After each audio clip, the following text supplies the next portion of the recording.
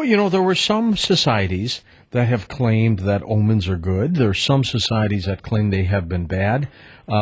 Superstitions, some people categorize superstitions and omens as one and the same. Like this cat episode, the people about, I'm not going to walk under a ladder. If I break a mirror, I get 7 years of bad luck. I think in a lot of cases, they create their omen. Indeed. Yeah. Indeed, and I would agree. There's an old story, and it kind of illustrates the point that you're making. And it supposedly pertained to Alexander the Great. And at some point, he got stepped off of the ship, off of a boat, onto the beach. And as he did, he stumbled and fell face down in the sand. And everybody went, they all looked at him, and all the augurs and omen people and foretellers thought, oh my God, what a horrible omen. And he was laying there, he had his hands outstretched, his face on the beach. He said, I claim this land for mine. So he turned a bad omen into a good omen. I guess that's why they called him Alexander the Great. Yeah, exactly. So it kind of depends. There was an omen, a good example is Arnold Schwarzenegger, our governor here in California. Just before he had just announced he was going to run for governor, and he was in front of the media. All the cameras were there, and somebody in the crowd threw an egg, and it hit him on his suit, and it was on camera. The egg hit him on his suit and smeared all down the front, and it was an omen that the smear campaign would begin the next day. And sure enough, the next day in the press, the groping issues started and plagued him the whole campaign. So it was a negative omen for him. Yet in some cases with omens, some people use them as predictors of the future. Absolutely. And it's actually known as augury in the Bible. And there were augurs of the times. Now, let's see here. Okay, here we go, George. You have an omen. Okay. And how do you know it's an omen? Or if it's just like something that happened? Should you pay attention to it, or should you let it ride? Well, it needs to be something that happens out here while we're awake. They're also known as waking dreams. And something happens that's significant, that catches your attention. That's how you know it's the universe speaking directly to you.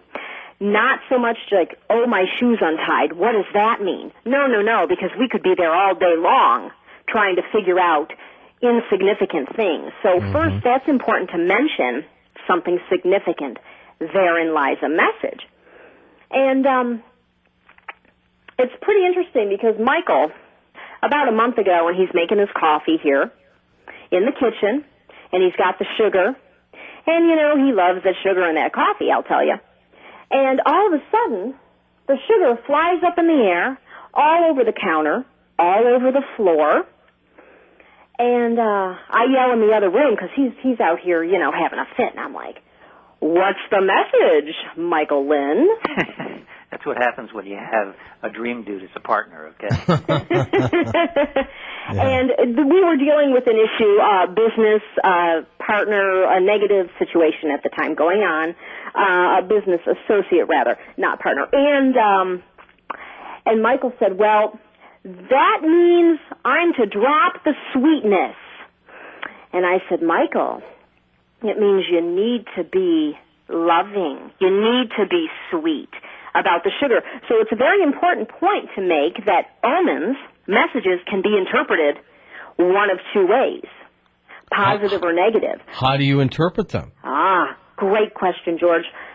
The bottom line, Michael was coming when he said, drop the sugar, like let me rip and tear on this guy. He was coming from a place of fear and a place of control and power.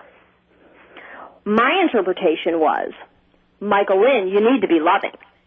Okay? You need to just chill, be loving. I was coming from a position of love. Love supersedes everything. Karma, and we could go on, that's a whole nother show, really. But if you follow the law of love, and you come from a loving place, that's how you are able to determine what the message is.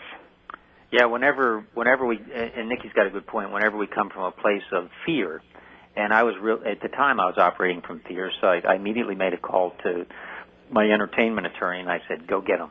And and then I realized at some point I really was operating from fear, and I needed to back off and take a hard look at the omen and come from at least a neutral place or a place of love. And the meaning comes in when we do that. When we stand back, we're not emotionally attached. We can figure out the omen almost instantly. And when we come from fear, anger, resentment, it's pretty hard. It contaminates the channel through which it comes.